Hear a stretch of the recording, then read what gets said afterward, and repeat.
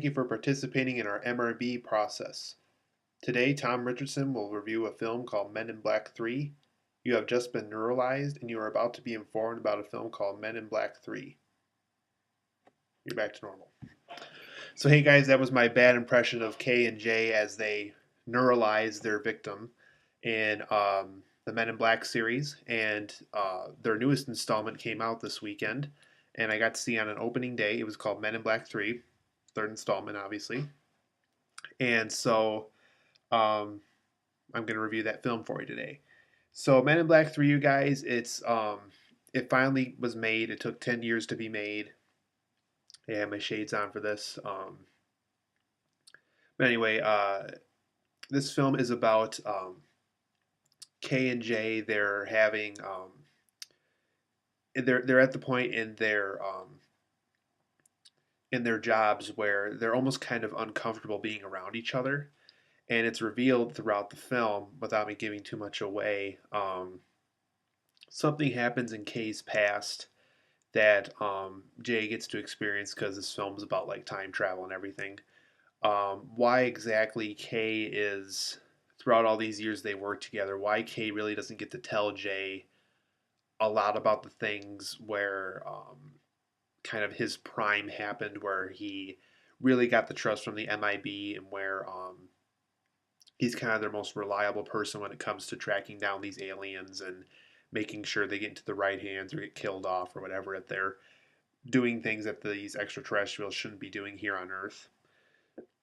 So throughout the film, so the film kind of begins with their everyday life. I mean, they're stopping aliens in kind of the urban parts of the city, urban parts of towns. In this one, they focus on kind of like this Chinatown like place. If you've seen the trailer, there's this giant fish that they have to fight off. Um, so the film kind of begins with them having their everyday life.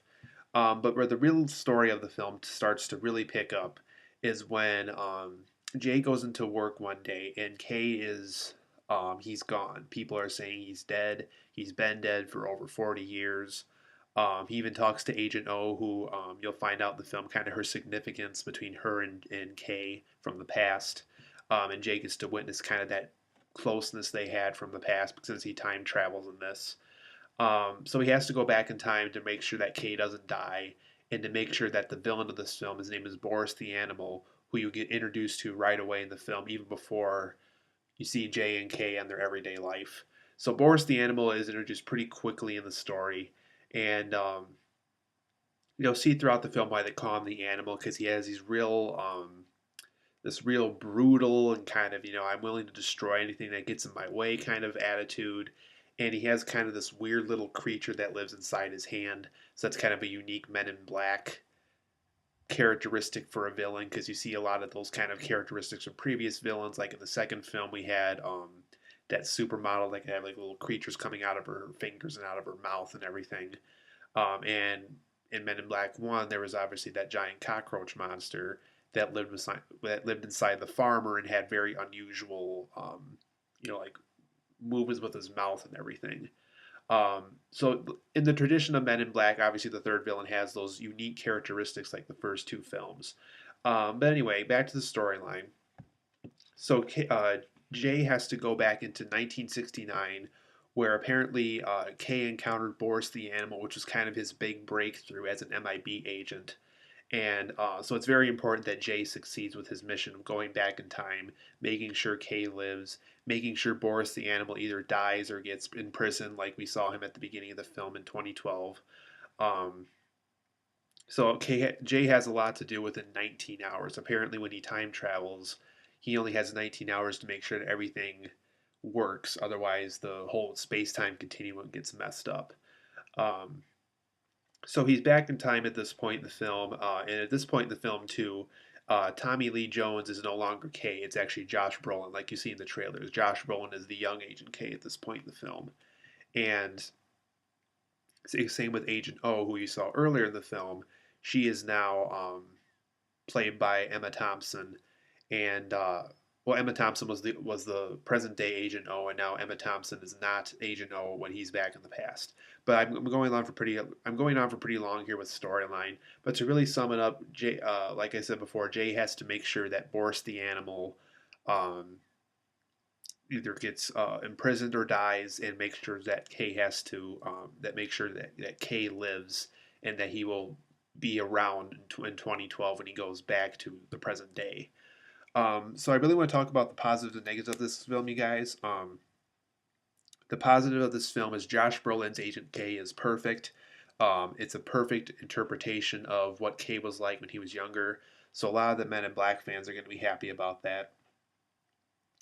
The greatest thing that Men in Black 3 has going for it is its concept. I loved how they played around with time travel.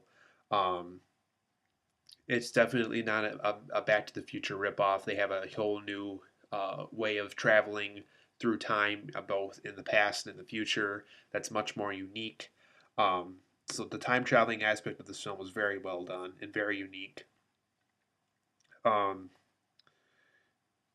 I also liked how this film had a lot of new 2012 CGI and technological special effects for this film, and it was able to fit into that old Men in Black feeling we had with the. It's kind of like the whole 2002 1997, which was the first two films release dates or release years. I like how those effects still feel existent in this film within a 2012 environment. I thought Barry Sonnenfeld, who directed this film, did a very good job making sure that the old technology was able to fit in with today's technology for this film when it came to special effects.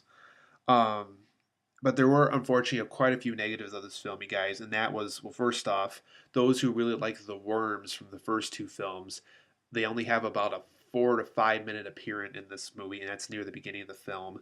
So unfortunately, the worms don't get too huge of a role in this film like they did in the first two. Um, I like this film. Like I said, I love the whole time traveling concept this had, and I love the younger Agent K played by Josh Brolin. But to me, there was some scenes that really fell flat compared to the first two.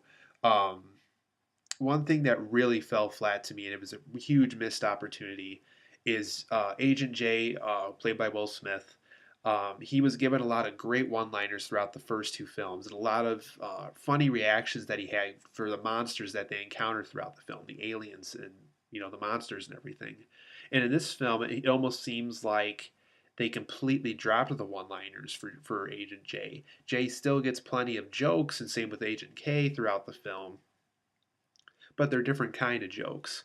They're not one-liners. They're not smart aleck or reactions to the monsters, and that's something I really wanted to see in this film. And unfortunately, Barry Sonnenfeld didn't revisit that for his Men in Black series. So those who were really hoping for some great one-liners from Will Smith, unfortunately, there's really not a lot of them in this film. Um, Zed, played by Rip Torn. I don't want to give away what happens to him, but he's actually not in this film at all, and you'll see near the beginning of the film why he's not in the film at all. Um, so unfortunately, Zed's not in the film. One character I was really hoping for to see again in this film was Frank the dog. He was the small little pug that Will Smith got the team up with at one point in Men in Black 2, and he had a minor role in Men in Black 1. He's unfortunately not in this film at all either, so I was really disappointed with the fact that Frank wasn't in it at all. There were some references to him. There's a scene where you see Will Smith at his house and you see the pug picture on the wall. It's not exactly Frank, but it's kind of an Easter egg toward Frank. And there's also a scene where he goes to Coney Island in the 60s when he's back in time, and you see a picture of a pug on a billboard. And once again, it's kind of another Easter egg for Frank the dog from the first two films. And once again, Frank the dog's not in the film, so it's very unfortunate we didn't get to see that character again. Um, Also with Agent O, she's a new character in this. She was a very bad excuse as to why. Like I said, I'm not going to reveal why Rip Torn wasn't in the film, but she does have a significance as to why Rip Torn didn't come back. I thought she was just a very bad excuse as to why they brought her in. Um, in a way, I think they could have used O, but I didn't want her to be, this huge, significant MIB agent throughout the film. I think she could have been something minor, just, a co-worker that just so happened to work in the same agency. I really wish they kind of almost toned down her role in some way. And she wasn't a bad character or anything, but because she was new, they could have done something different with that. Um, Also, Agent K and Agent J, because they're more experienced by this time in the film from when we saw them the last time in the first two films, it almost was less fun this time because they're so experienced and they know how to handle these monsters. Because a good example of this is in Men in Black 1 when Will Smith was new to the series and when Jay was new to the job. Um, he had a hard time fighting off the aliens. It was really funny seeing him having this kind of trouble and having to rely on Kay to get the job done for him and everything. But because they're so experienced in this, they're able to get the job done so quickly that there's really no opportunity for a joke for that scene to happen. So there could have been a lot more of that. But overall, guys, I know I'm going on for too long for this video, but Men in Black 3 is a very good film. I give it an 8.5 out of 10. Conceptually, it's very good, but the overall storyline and the amount of jokes this film could have had could have been a lot better. I would recommend Men in Black 3, but make sure you liked the first two films. If you didn't like the first two Men in Black films, this film might be worth a skip just because it's so along the line of the first two and because it is a continuation of the first two. There's really nothing new to say about the series at this point. Just the whole time traveling aspect was new in this time. But overall, a very good film. If you love Men in Black, you're going to love this film. I would recommend this film, but you have to make sure you're a Men in Black fan before you visit this film and check it out.